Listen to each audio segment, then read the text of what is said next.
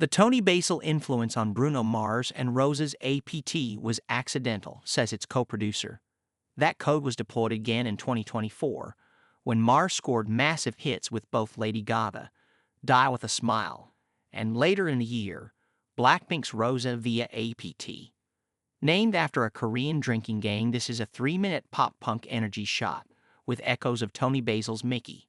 The writers of that song, Mike Chapman and Nikki Chinn, are given credits, and British band the Ting Tings. One of the co-producers of the track was Cirkut, and he recently spoke to Music Week about how APT was born and created.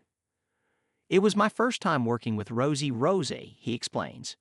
We had a batch of sessions over the course of a few weeks, and we've been trying out different ideas, songs which might see the light of day at some point, before we came up with APT. It was the end of our third session or so, and Rosie, Theron Thomas, Amy Allen, Omer Fady, Roget Shahade, and I, co-writers, have been working on a different song all day. We were all so tired, but as we were wrapping up, Rosie was telling someone about this Korean drinking gang called APT, saying it rhythmically, like APT, APT. Theron turned around and was like, "Wait, what's that?"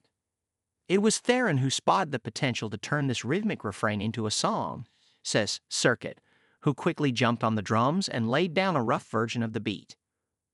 In the session, we put down the hook, the APT, APT, the drums, then we pretty much rapped, he recalls. The next day, we got in and put down the pre-chorus chords, had a jam, made an arrangement. Then we play it out and people would freestyle on the mic or throw out ideas and melodies as the song took shape. Cirkut says that, initially, Rosa wasn't sure about the song and it was put on the back burner. However, at some point, one of the writing team ended up playing it to Mars and he liked what he heard. I don't know who played it for him, but he and I had worked together before, so he texted me like, "Yo, I heard you're involved with APT. I love it," says Cirkut.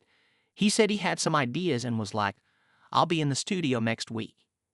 It wasn't a phoned-in guest vocal spot that Mars had in mind, though. He really wanted to go to work. When Bruno gets involved in something, he's not just a feature.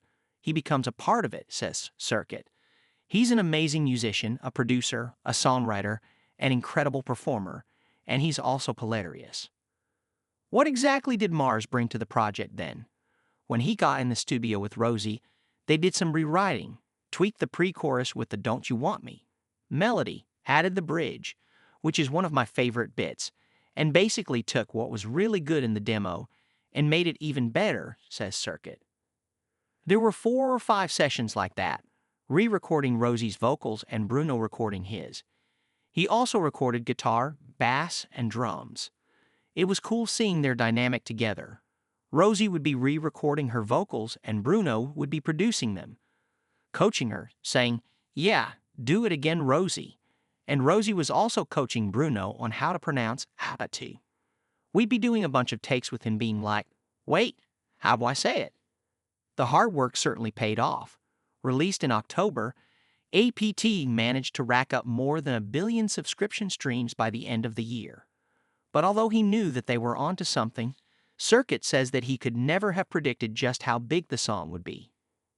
"I always knew APT was great, but you never really know how big a song will go," he admits. "Once it's done, I like to just let it do its thing. I don't like to be involved in the marketing or anything. I think of it as letting my baby go and seeing what it does." What of those Toni Basil comparisons, though? Was this in the back of the writers' minds all along? "We were trying for it to end up in the vein of Mickey. That was unintentional," says Cirkut. "It just makes people go, 'Oh, what is that?'"